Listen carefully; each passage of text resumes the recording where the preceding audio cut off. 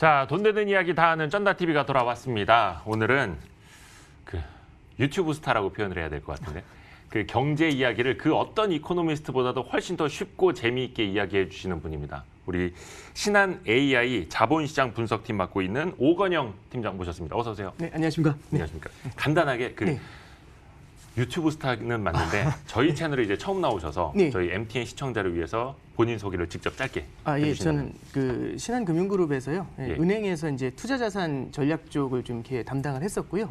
그다음에 이제 PWM이라고 해서 이제 PB 쪽에 있는 그쪽 컨설팅 업무를 좀 담당을 했었습니다. 그리고 지금은 이제 신한 AI에서 자본시장 분석 쪽, 금리라든지 환율이라든지 매크로 관련된 업무들을 좀 이렇게 같이 분석을 하는 그런 역할을 좀 하고 있습니다. 저도 그 신한금융그룹 잘 알고 신한은행도 잘 알고 한데 신한 AI라는 그 회사 이름은 오건영 팀장님 덕분에 유명해지고 있습니다. 회사에서 아셔야 돼요. 그리고 우리 오건영 팀장님이 이렇게 정장 입고 방송하시는 모습은 아마 잘 아시는 분들 거의 처음 보실 것 같아요. 네. 항상 이제 티셔츠 입으시고 팔 딱 이제 걷어 올린 다음에 이렇게 이야기해 주시는 거 유명한데 저희 때문에 지금 정장 차려입고 오셨습니다. 네. 포멀한 방송이다 보니까 열심히 하겠습니다. 그렇진 않습니다. 저도 자연스럽게 입었는데 오늘 그 미리 말씀드릴 게 한 11시 한 20분쯤에 한국은행 이주열 총재 그 기자회견이 예정돼 있거든요. 그 직전까지만 저희가 그 방송을 할 수 있어서 미리 좀 말씀을 드릴게요. 그래도 아직은 오건영 팀장님보다는 이주열 총재가 조금 더 영향력이 있으셔서 양해를 좀 해주세요. 오늘 그 양적 완화에 대한 조금 다른 해석 준비하셨다고 들었어요. 네, 이제 그 많은 분들이 이제 그 말씀하실 때 지금 이제 한국은행이 양적 완화를 하는 거 아니냐 이제 이런 말씀들을 좀 많이 해주세요. 한국판 양적 완화. 그게 이제 저도 한국판 양적 완화라고 할 때 그 한국판이라는 게 어떤 표현인지는 사실은 저도 조금 좀 그 정확하게는 잘 모르겠습니다. 근데 다만 이제 말씀드리고 싶은 거는 지금 한국에서 하는 거는 양적 완화라고 하기엔 좀 어렵다라는 걸 좀 이렇게 설명을 좀 드리려고 양적 완화라는 게 본질적으로 어떤 개념을 갖고 있는 건지 그리고 이제 지금 현재 실제 미국에서는 양적 완화라는 걸 하고 있잖아요. 그건 어떻게 진행이 되고 있는 건지 그리고 어떤 효과가 있는 건지 그런 말씀을 좀 한번 좀 드려보려고 그렇게 좀 준비를 좀 했습니다. 그러려면 미국 쪽 양적 완화부터 이해를 해야 되잖아요. 네, 그렇습니다. 이게 이제 양적 완화를 좀 말씀을 드리려면은요. 기본적으로 이제 그 많은 분들이 기준금리라는 걸 많이 아실 거예요. 그렇죠. 중앙은행에서는 화폐를 찍을 수가 있습니다. 화폐를 발행을 할 때는 담보물이 확실해야 되거든요. 그래서 이 화폐라는 거는 신용도라는 게 확실해야 됩니다. 그러니까 제가 그냥 10,000원 이렇게 찍어서 드리면은 그냥 이게 손으로 써가지고 드리면 아무도 그 화폐를 신뢰하지 않을 거잖아요. 이 화폐는 중앙은행이 쓰면서 정확한 담보물이 있어야 됩니다. 그럼 이제 그 담보물이 뭐냐? 아주 오랜 옛날에는 그게 금이 담보물이 됐었고요. 그래서 이제 금본위제가 됐었던 거고요. 그리고 이제 그 이후에는 이제 국채를 담보로 해서 돈을 찍는데 국채를 담보로 할 때도 국채 중에서도 여러 개 국채가 있습니다. 어떤 국채가 있냐면 100년짜리 국채, 50년짜리 국채가 있죠. 근데 100년이라든지 50년짜리 국채는 사실은 이게 그 뭐 100년 후에 어떻게 될지 이런 것에 대한 불안감도 사실은 존재하고 채권이라는 것도 이게 장기 채권으로 갈수록 가격 변동이 되게 심하거든요. 근데 뭐 지금 그게 중요한 내용은 아니니까 워낙에 이제 장기 채권들 같은 경우는 불안불안한 부분이 있어서요. 아주 높은 신용을 담보하지 않으면은 돈을 찍기가 어려워요. 그래서 장기 채권들보다는 예를 들어서 하루짜리 채권, 하루짜리 국채, 뭐 7일짜리 국채, 10일짜리 국채, 이게 초단기 국채 있죠. 이런 것들을 담보로 해가지고 돈을 찍으면 어떨까라는 게 기본적으로 중앙은행에서 화폐를 발행할 때 쓰는 로직입니다. 그래서 우리나라 같은 경우는 기준금리를 쓸 때 7일짜리 RP를 담보로 해서 돈을 찍는다는 얘기를 하는데 7일짜리 RP라고 해서 복잡하게 생각하실 거 없이 7일짜리 그냥 국채라고 생각을 해주시면 돼요. 굉장히 안정적인 채권, 7일짜리 굉장히 안정적인 채권을 담보로 해서 돈을 찍으니까 뭐 7일 후에 사실 뭐 우리나라가 뭐 어떻게 되거나 이럴 일은 가능성 거의 없잖아요. 그러니까 워낙에 안정적인 걸 담보로만 돈을 찍는 거. 그래서 초단기 국채를 담보로만 돈을 찍을 수 있었다. 이게 이제 기본적인 스킴입니다. 근데 이게 나중에 이제 어떻게 되냐면 양적 완화라는 건 이런 겁니다. 돈을 더 많이 찍어야 되는데 초단기 국채만 담보로 해서 돈을 찍으려니까 답이 없어요. 초단기 국채의 물량도 부족하고요. 그래서 이제 어떻게 하게 되냐면 초단기 국채 말고 3개월, 6개월, 1년, 2년, 3년, 10년 그러니까 장기 국채들 있죠. 이것들도 전부 사들이면서 돈을 찍으면 어떠냐라는 얘기를 합니다. 그럼 사들이면서 찍어낼 수 있는 화폐의 양이 늘어나게 되잖아요. 그래서 양적으로 이징을 한다고 해죠. 그래서 QE라는 표현을 쓰는데 콘셔터티브 이징이라고 해서 양적 완화라고 표현합니다. 그래서 돈을 많이 찍어 뿌리게 되는데 그게 10년짜리 장기 국채들도 많이 사들이게 돼요. 이건 이제 미국에서는 양적 완화를 처음 썼던 게 08년도에 이제 글로벌 금융위기 때 양적 그 완화를 이제 쓰게 되고요. 우리나라 같은 경우는 참고로 말씀드리면 이제 최근에 쓰고 있는 게 한국판 양적 완화다라고 할 때 어떤 걸 좀 볼 수 있냐면 내용이 이제 재밌더라고요. 어떻게 나오냐면은 이제 RP를 담보로 해서 돈을 찍어서 주는데 예. RP를 담보로 해서 돈을 빌려주는데 3개월까지 이제 그 대출을 해준다 이제 이렇게 나와요. 근데 여기서 중요한 포인트가 하나 있습니다. 제가 예를 들어서 집을 갖고 있는데 이 집값이 떨어져가지고 굉장히 고민이에요. 네. 그래서 이 집을 근데 이제 현금이 필요한 상황이 닥친 겁니다. 대출을 갚아야 되거나 아니면 세금을 내야 되거나 네. 현금이 당장 필요한 상황인데 그럼 이 현금을 어떻게 갚아줄 수 있느냐 이제 고민을 하는 거죠. 제일 좋은 방법은 뭐냐면 제가 갖고 있는 이 골칫덩어리 집이 팔리지도 않아요 지금.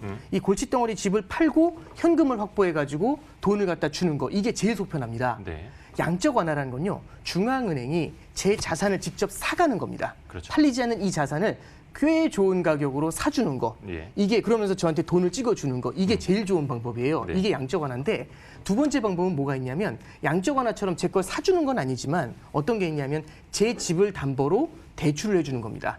지금 다른 은행들은 웬만해서는 제 집 담보로 대출 안 해주려고 하거든요. 굉장히 좀 이게 불안하고 은행들도 돈이 부족하니까. 네. 그럼 어떻게 되냐면 중앙은행에서 오케이 나라도 너의 집을 담보로 대출을 해줄게라고 합니다. 내가 그러면 사줄게. 제 최종 집은 대부자. 남아 있죠. 예. 제 집은 남아 있지만 이걸 담보로 대출을 받아가지고 일시적으로 돈을 갚을 수 있는 겁니다. 융통할 수 있으니까. 근데 문제는 뭐냐면 직접 사주면 나중에 제가 이 채무를 갚을 필요가 없잖아요. 사주면 저는 현금을 받은 거니까 그렇죠. 속편한데 네. 문제는 담보로 대출을 받은 거니까 기간이. 그리고 또 3개월로 받았으니까 나중에 3개월 후에 이 돈을 갚아야 되는 이슈가 있습니다. 또 딴 데서 융통을 해야 예, 되는. 그렇죠. 그러니까 결국에는 당장 급전은 끌 수 있지만, 지금은 단기적으로 돈을 갚아야 되는. 이건 이제 단기적으로 급전은 껐지만 향후에는 돈을 갚아야 되는 약간 불편한 점이 남아 있는 거죠. 그래서 양적 완화라고 하는 건요, 중앙은행이 기본적으로 장기 국채를 사면서 시중 은행들이라든지 시중에 국채를 투자했었던 그런 기관들한테 굉장히 큰 부담을 줄여주는 겁니다. 잘 팔리지 않는 걸 딱 사주면서 현금을 확 주입해 주는 게 양적 완화고요. 예. 이제 우리나라에서 하고 있는 RP를 담보로 대출을 해준다.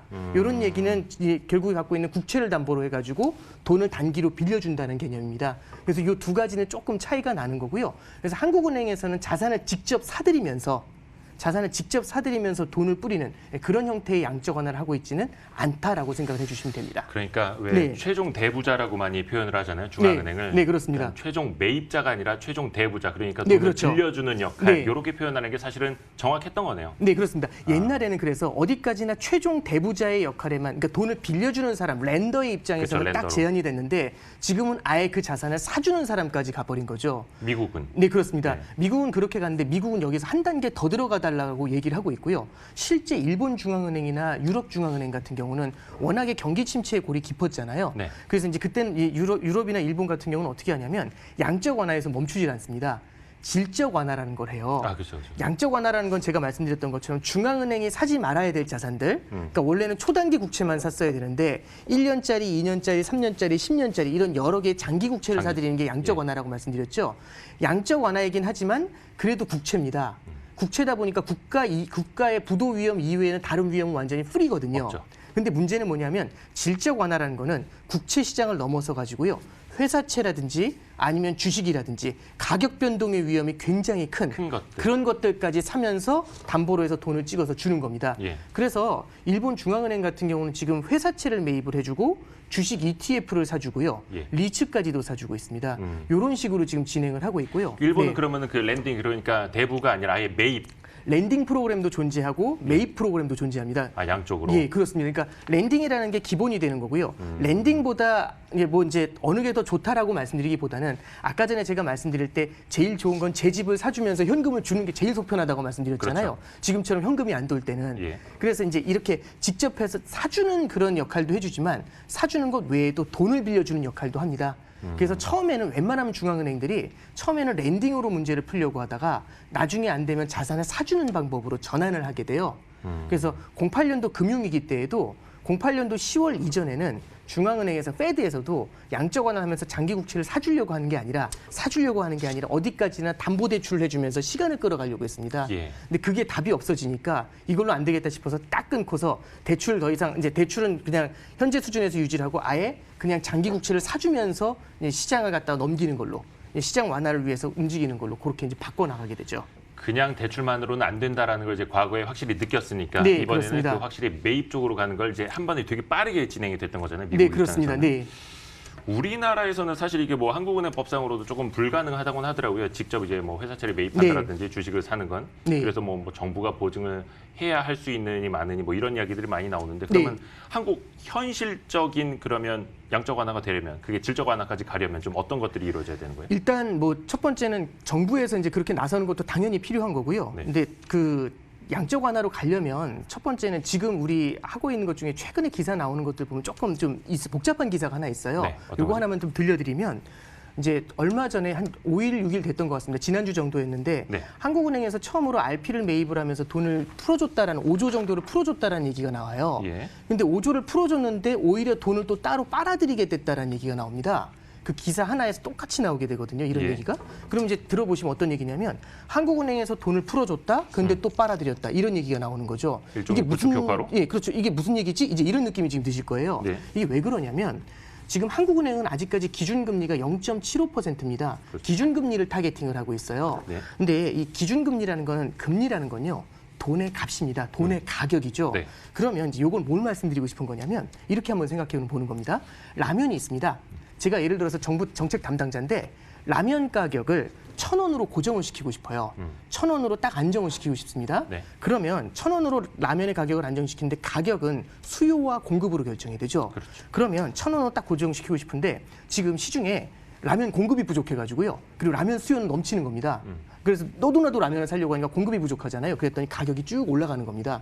그래서 제가 이제 어떤 발표를 하냐면 오케이, 내가 무제한으로 라면을 찍어서 공급할게.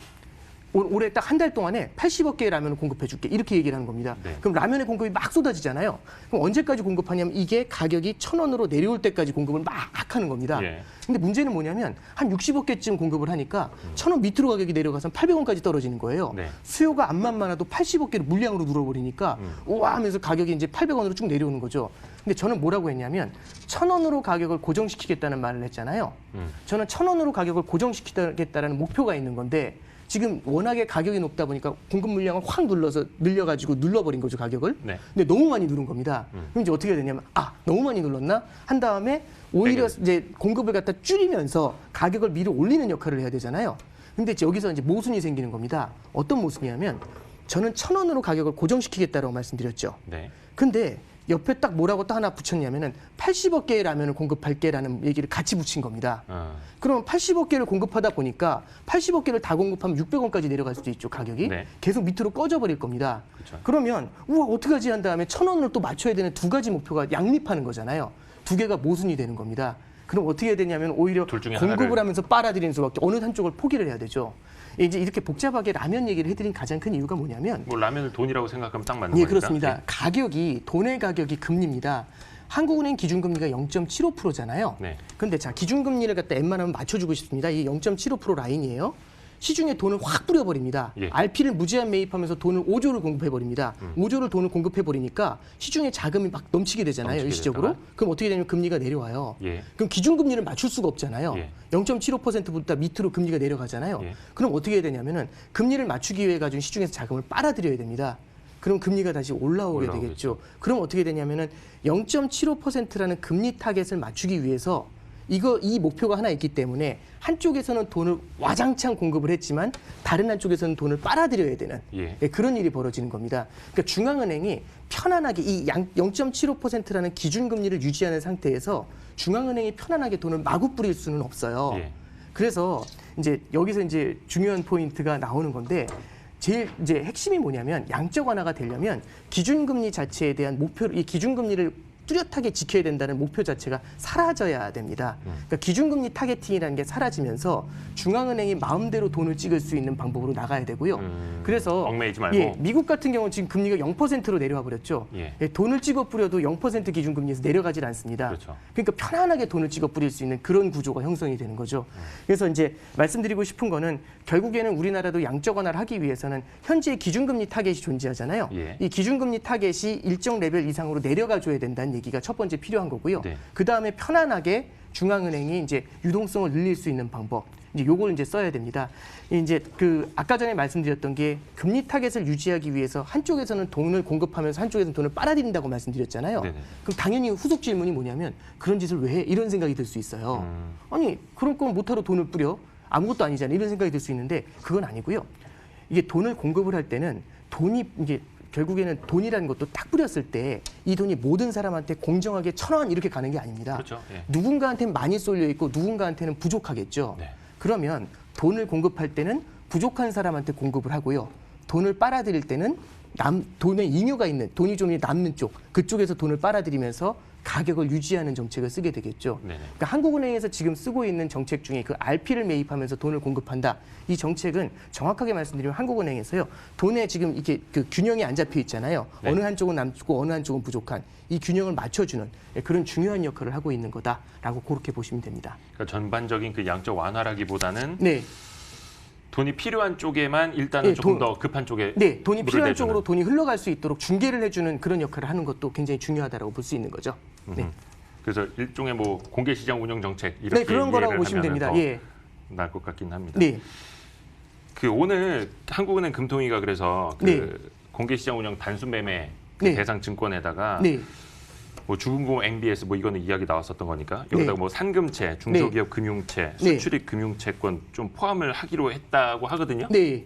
이게 좀 어떤 의미가 있는지 좀 쉽게 그러니까 이제 설명해 줄 수 있을까요? 말씀드렸던 게 뭐냐면은 결국에는 사들이 이제 담보로 잡아줄 수 있는 물량이 네. 국채하고 정부 보증 채권이었거든요. 그게 제일 처음에. 근데 정부 보증 채권이라고 말씀드리기 쉬우실 것 같아요. 네. 그러면 제가 갖고 있는 자산 중에서요. 국채하고 정부 보증 채권이 아니면 이걸 담보로 해서 돈을 빌릴 방법이 없는 거예요. 중앙은행에서도 그것만 담보로 받아주니까. 그렇죠. 근데 지금 저는 상금채가 있는데 산업은행에서 발행한 금융채권 같은 거거든요. 예. 상금채가 있는데 이거는 담보로 안 되나? 이제 이런 생각이 들 수 있어요. 근데 지금 뭐냐면은 이제 단기로 담보로 대출해 줄 때 받아줄 수 있는 담보의 물량이 굉장히 많이 늘어나줬다. 그러니까 예를 들어서 아파트만 담보로 해줬었는데 지금은 단독주택도 담보로 해주겠다. 그죠? 그다음에 뭐 빌라도 담보로 해주겠다. 이렇게 담보물을 갖다 이렇게 풀어주는 거죠. 단기 대출을 해주는 담보물을 풀어줬다. 이런 관점에서 보시면 되고요. 이렇게 되면 실질적으로 담보를 잡아줄 수 있는 게 늘어나게 되니까 유동성 공급을 할 수 있는 여력이 더 생겨나는 겁니다. 저 낮은 곳까지. 네, 그렇습니다. 근데 뭐 아파트, 빌라, 뭐 단독주택까지 이제 담보로 잡아주겠다 했는데 시장이 원하는 건 일종의 저기 쓰러져 갈지도 모르는 건물까지 좀 담보로 잡아주면 안 되나? 그게 이제 CP가 되는 거고 CP 금리는 아직도 조금 안정이 되지는 않는 것 같긴 하더라고요. 물론 네, 이제 그렇습니다. 피크는 쳤다고 보는 사람들도 있기는 한데 네. 그쪽까지 좀 안정을 시키려면 어떻게 해야 될까요? 이제 그 실제로 금융위기 때도 CP 매입에 대해서 이제 한국은행에서 검토를 한 적도 있었어요. 근데 지금 이제 뭐 당연히 어떤 걸 좀 볼 필요가 있냐면 한국 같은 경우는 미국하고 좀 다른 게 예. 미국에서도 실제 회사채를 사들이거나 할 때 네. 지금 중앙은행에서 회사채를 직접 사지는 않거든요. 실제로 CPF 예, 뭐 이런 거. CPFF 이런 것들도 중앙은행이 직접 산다라기보다는 어떤 식으로 하냐면은 정부가 회사를 하나 만들어요. 네. 페이퍼 컴퍼니를 하나 딱 만든 다음에 정부가 여기다가 일단 출자를 합니다. 네.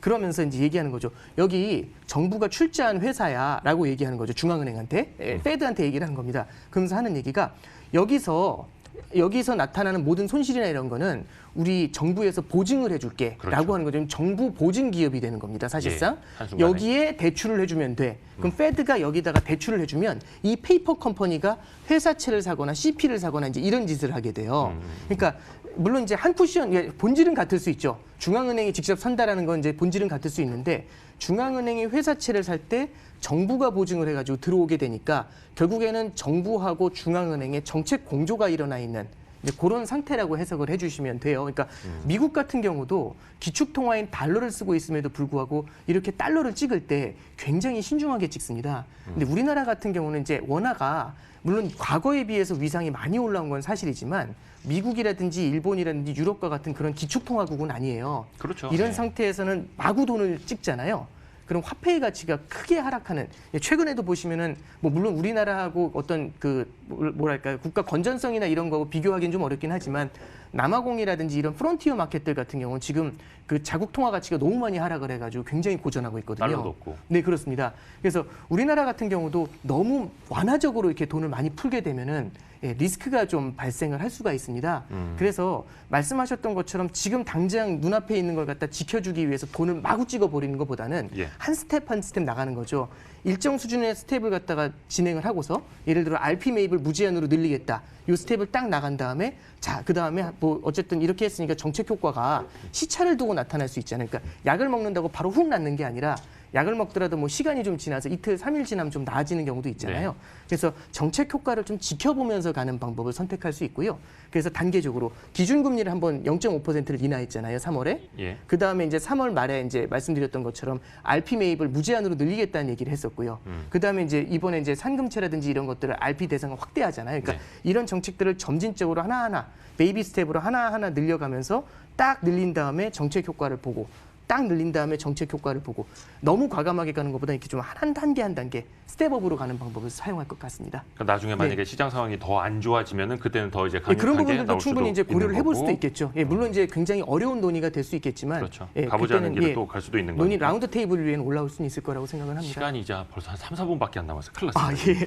그 환율 전문가시니까 환율 얘기 좀 해봐야 되는데 네. 지난달에 그 외국인이 엄청나게 팔아지길 때도 그랬고 네. 국내 환율을 이게 2008년을 겪어본 사람 입장에서는 야 이거 1,300원, 1,400원까지 가는 환율 아니야? 그런 흐름이었는데 의외로 되게 1,280 몇 원까지만 가고 네. 피어오르진 않았습니다. 그리고 네. 지금 벌써 한 1,200원 초반대까지 안정이 돼 있고 네. 국내 환율이 좀 이렇게까지 안정적일 수 있는 이유 예, 이제 좀 설명해 주시죠. 되게 중요한 포인트를 이제 네. 말씀을 해주셨는데 이게 우리나라가 2008년도에도 그렇지만은 결국에는 이런 겁니다.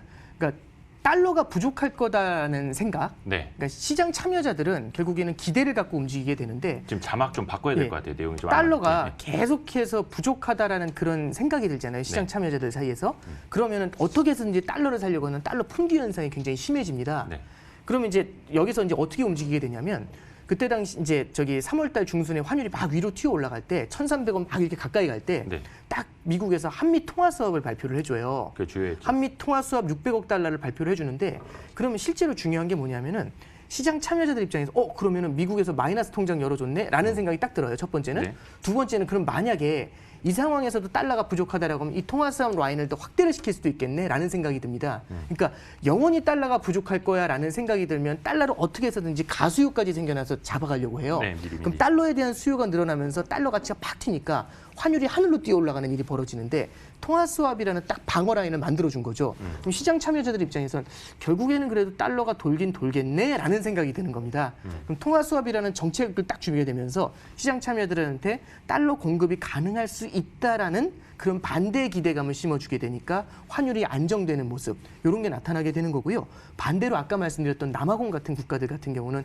통화 스왑 라인에서 배제가 돼 있습니다. 그조차도 안 되죠. 예, 이렇게 되니까 그 이후에도 계속해서 자국 통화의 가치가 떨어지는 환율이 계속 올라가는 그런 문제에 지금 봉착해 있죠. 오케이, 좋습니다. 네. 한 가지 주제만으로도 사실 한 시간은 말씀해 주실 수 있는 분인데 저희가 제한된 시간에 여러 가지를 해야 돼서 그리고 또 마지막으로 그 본인은 재테크 어떻게 하고 계시는지 되게 궁금하거든요. 저는 네, 공부 네. 많이 하시는 분이니까. 아니 뭐 저기 이제 기본적으로 저도 이제 개별 주식을 산다라기보다는 저는 주식 쪽은 잘 모르다 보니까 예. 이런 것들보다는 매크로 관점에서 좀 접근할 수 있는 자산은 결국에는 이제 그 펀드 같은 자산들이 돼요. 예, 그 그리고 중에서도 ETF 같은 것들도 거기에 해당될 수가 네. 있고요. 그래서 그런 자산들을 조금 좀 사는 걸 하고요. 그리고 이제 포트폴리오 안정화 차원에서 그 금을 조금 사고 있습니다. 적립식으로 금 매입을 좀 같이 하면서 포트폴리오 안정화를 좀 가져가려고 하고 있습니다. 적립식으로 금. 예, 그러니까 결국에는 주식 하나만 가져갔었을 땐 이 변동성이 굉장히 크게 움직일 수가 있거든요. 그럼 이제 금 같은 자산을 갖다 끼우게 됐었을 때는 변동성을 좀 잡아주는 그런 역할을 하게 됩니다. 그러니까 사실 금이라는 게 뭐 네. 저희 같은 경제 방송에서도 늘 이야기를 합니다만은 네. 많은 분들이 좀 롱텀으로 보셔야 되기는 하는데 뭐 네. 변동성이 좀 심할 때 잠깐 들어갔다 말고 아니면 자산 비중 중에서 아주 좀 소액 네. 이렇게 들어가시는 경우가 많은데 금 투자를 할 때도 약간 조금 어드바이스를 좀 해주신다면 그러니까 금이라는 거라든지 이런 것들에 대한 투자를 할 때 키는 예. 이게 보험이라는 생각을 하시면서 들어가시는 게 좋을 것 같아요. 그러니까 우리가 이제 보험이라고 얘기를 하면은 굉장히 좀 부정적인 인식이 좀 강하지만 예. 이렇게 생각하시면 좋을 것 같아요. 보험은 언제 가입하는 게 좋냐면 다치기 전날 가입하는 게 제일 좋죠. 근데 이게 되게 넌센스지 않습니까? 네. 그냥 웃음이 나올 수밖에 없는 게 그걸 어떻게 알아 이거잖아요. 시장이 붕괴되는 타이밍 아니면은 내가 갖고 있는 주식 자산이 큰 폭으로 하락하는 타이밍 아무도 몰라요. 그러면 여기서 이제 어떤 게 되는 거냐면 적립식으로 금을 계속해서 사나가잖아요. 네. 아니면 적립식으로 안전자산인 달러를 조금씩 사나가잖아요. 예. 언젠가 시장이 크게 흔들리는 타이밍에 혼자 튀어 올라줍니다. 그러니까 다른 자산들이 다 무너질 때 얘가 튀어 올라주면서 포트폴리오의 수익률 하락을 갖다가 제어해주는 역할을 하게 되겠죠. 그렇죠. 그래서 이제 많은 분들이 주식하고 채권으로만 가시는 경우들이 되게 많아요. 근데 이제 저 같은 경우는 달러라든지 금이라든지 근데 뭐 이건 개인의 성향에 따라서 다를 수 있지만은 개인적으로 달러보다는 때는 금을 좀 중장기적으로 좀 많이 가져가는 게 어떤가 싶어서 그래서 주식하고 금을 이렇게 좀 나눠서 들어가는 쪽으로 이렇게 좀 추천을 좀 저는 그렇게 좀 진행을 하고 있습니다. 요즘 같은 흐름에서는 달러보단 금이 더 안정적이긴 하죠. 그 변동성 측면에서 봐도. 네, 이제 뭐 근데 요즘 같은 것들보다는 좀 아주 긴 관점에서 좀 보면서 좀 접근을 하고 싶습니다. 네. 약간 자산 배분 비율은 어느 정도라고 보면 돼요? 저는 뭐 80대 20 정도로 지금 하고 있습니다. 근데 이게 사람마다 조금씩은 좀 다르거든요. 어떤 금이 한 20 정도, 그러니까 결국에는 보험이라는 걸 뭐 보험이 가장 크게 들어갈 수는 없는 거고요. 그쵸. 결국에는 그 전체적인 투자 자산 자체가 흔들릴 때 이런 걸 메워주는 그런 역할들을 할 때는 필요하지 않을까 싶습니다. 그 많은 분들이 오건영 팀장님에게 또 궁금해하는 게 이분이 원래 경제학도인가 하는 분들 많은데 사실 경제를 뭐 학부생부터 전공하신 건 아니더라고요. 이제 예, 나중에 좀 네. 공부를 하셨는데 네. 평소에 경제 공부 어떻게 하시는지도 좀 이야기를 해주세요. 그냥 저는 그 마켓을 직접 보면서 그 제가 옛날에 이제 어렸을 때 이제 마켓을 볼 때 좀 답답했던 게 네. 주가가 떨어지면 그 원인이 좀 알고 싶잖아요. 근데 네. 원인을 알고 싶은데 딱 보니까 이제 외국인이 팔아서 떨어졌다 이제 이렇게 나오더라고요. 그럼 이제 그건 결과죠. 예, 거의. 이해는 되는데 외국인이 그럼 왜 팔았을까 하면은 그건 외국인이 아니면 답을 해줄 수 없는 문제다. 이제 이렇게 귀결이 돼 버리는 문제가 계속 생기더라고요. 그래서 여기에 관련된 로직들이 무엇일까라고 생각을 하면서 시장을 놓고서 이제 하루하루 이제 어떤 뉴스 플로우들이 있었고 이게 리포트부터 시작해서 뉴스들을 쭉 보면서 그냥 뭐 그때 당시에 정말 유치한 이유일 수 있겠지만은 원인을 어떻게든 좀 찾아보려고 했었어요. 그 원인을 찾아보면서 이제 이렇게 하면 시장이 어떻게 움직일 것 같다 이제 이런 걸 계속 좀 이제 공부를 좀 했었던 기억이 있습니다. 가장 중요했던 건요. 굉장히 많이 틀려요. 근데 틀릴 때 이게 왜 틀렸을까를 복기하는 그러니까 바둑도 비슷하잖아요.